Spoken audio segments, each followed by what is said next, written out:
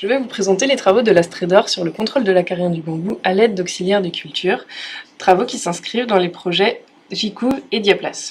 Le projet JCouv ou JT Couvert a débuté en 2016 avec pour objectif de trouver des plantes ou des matériaux permettant d'héberger les auxiliaires au sein des cultures, mais également d'évaluer les compléments alimentaires pour auxiliaires de manière à ce qu'ils puissent être conservés sur les cultures et agir de manière plus longue. Les principaux acariens ravageurs du bambou sont tout d'abord le tétranique tisserand, Tetranicus urticae, qui est un acarien très polyphage qui fait des dégâts assez fréquemment sur le bambou et qui forme des toiles. Il y a ensuite le Schizotetranicus cellarius, qui est également un acarien qui forme des nids et qui va provoquer des dégâts par décoloration en plaques très visibles comme on le voit sur la feuille de bambou ici. Il va pouvoir être reconnu aussi assez facilement car il fait des pontes en ligne assez caractéristiques. Contre ces ravageurs, deux auxiliaires ont été envisagés. Tout d'abord Neozeilus californicus, qui est un acarien prédateur généraliste qui s'attaque aussi bien au tétranique tisserand qu'à Cellarius et qui se développe entre 10 et 33 degrés. Et ensuite Phytozeilus persimilis, qui est également un acarien prédateur spécifique du tétranique tisserand cette fois. On a quand même décidé de le tester contre Cellarius pour voir s'il pouvait avoir un éventuel effet. Le premier essai a eu lieu donc en 2016 avec ces deux auxiliaires contre Cellarius. Le problème, c'est que Californicus s'est implanté spontanément avant même qu'on fasse des lâchers sur tous les bambous, ce qui fait que les essais ont été perturbés et que les autres auxiliaires n'ont pas pu être évalués. On a quand même du coup pu conclure que Californicus pouvait être intéressant car il s'est vraiment très bien implanté et qu'il a probablement eu un effet sur Cellarius. Cela dit, on n'a pas pu en être sûr vu qu'on n'avait plus de témoins à qui le comparer. Un deuxième essai a été mis en place en 2017 avec les deux mêmes auxiliaires et cette fois on en a profité pour tester une nourriture complémentaire à base de pollen pour Californicus. Donc le but de cette nourriture, c'est que Californicus s'installe mieux dans les cultures et donc soit plus efficace. La première phase de cet essai a eu lieu entre avril et juillet 2017 avec une infestation naturelle du tétranique tisserand. Cela dit, on a eu des gros problèmes météorologiques. La canicule a fait que l'installation des ravageurs et des auxiliaires n'a pas pu se faire correctement et donc on n'a pas eu de résultats concluants. On a décidé de recommencer cet essai et pour cela on a fait un traitement à l'huile essentielle de clou de girofle pour éliminer tous les acariens et ça a été un succès. La deuxième phase de cet essai s'est donc déroulée entre juillet et août 2017 avec cette fois-ci une infestation des bambous à partir de feuilles contenant des nids de Cellarius. On a été surpris assez vite car on a encore eu un prédateur qui est apparu spontanément sur la culture. Alors cette fois-ci c'est pas le même, c'est Eusebius stipulatus. Vous pouvez le voir à droite, c'est également un acarien prédateur. Mais voilà. Vu la présence de ce prédateur, on a dû donc décider de ne pas lâcher d'autres auxiliaires parce que notre essai aurait encore été perturbé. Par contre, on a décidé d'observer l'impact de cet auxiliaire sur la présence de Cellarius. Comme on le voit dans ce graphique, alors ici on a en vert et en bleu la population de Cellarius et en rouge et en orange on a la population de ce prédateur. Et donc on peut voir que la population du ravageur diminue en fonction de l'augmentation de la population de l'auxiliaire. Donc on a quand même un bon contrôle par cet auxiliaire spontané. Ça reste un résultat plutôt intéressant, même si on ne s'y attendait pas. En conclusion, les essais ont été très perturbés par l'installation d'auxiliaires spontanés, quels que soient les essais qu'on a faits. Neozeilus californicus et Eusebius stipulatus semblent très intéressants, donc on va développer ça dans une deuxième phase. Le projet JCouv s'étant terminé sans qu'on ait de résultats vraiment clairs, on a décidé de poursuivre cette thématique dans un deuxième projet, le projet Diaplas 2, qui est un projet qui s'intéresse également à l'utilisation des auxiliaires dans les cultures.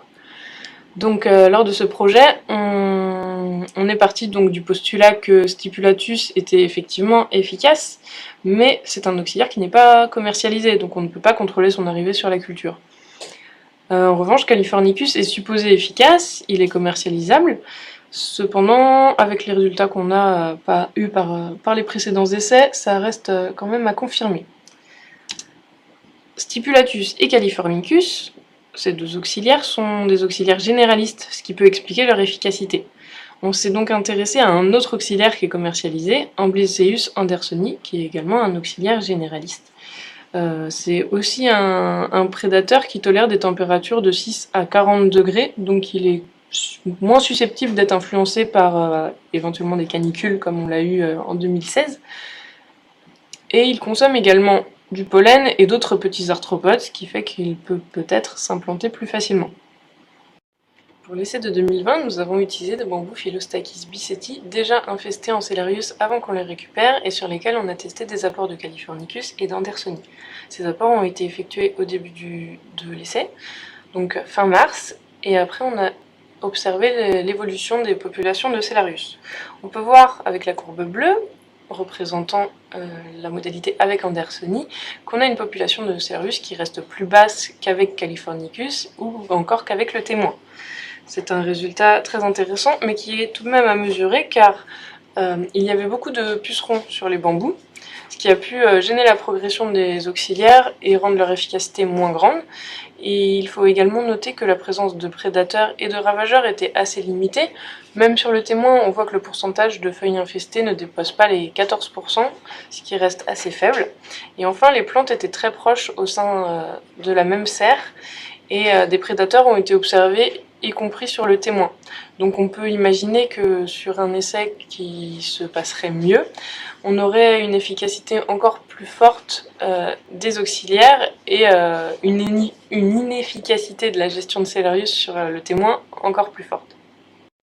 2020 était la dernière année du projet et on n'envisage pas de suite pour le moment, car on a pu mettre en évidence que les auxiliaires généralistes permettaient un bon contrôle des populations et donc indirectement des symptômes, ce qui n'est pas toujours forcément le cas avec les produits chimiques.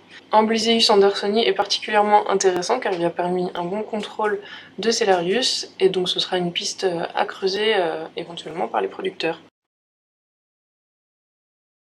On a peu de questions sur le chat, mais du coup, je m'interrogeais sur l'utilisation de mettre du pollen pour essayer voilà, d'améliorer le système.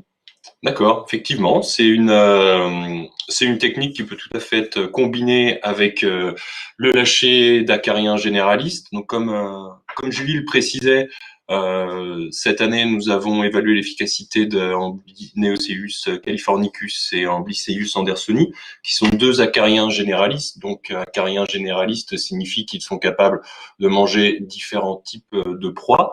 Donc des acariens, mais aussi d'autres sources de nourriture comme le pollen. Donc effectivement, dans une stratégie de lutte contre l'acarien du bambou, on peut très bien imaginer lâcher préventivement un acarien généraliste, l'entretenir sur la culture avec une source de nourriture complémentaire, donc comme le pollen, mais d'autres sources de nourriture existent. Certains fournisseurs d'auxiliaires vendent des acariens des farines, des œufs de papillons. Enfin, on a différentes sources de nourriture complémentaires.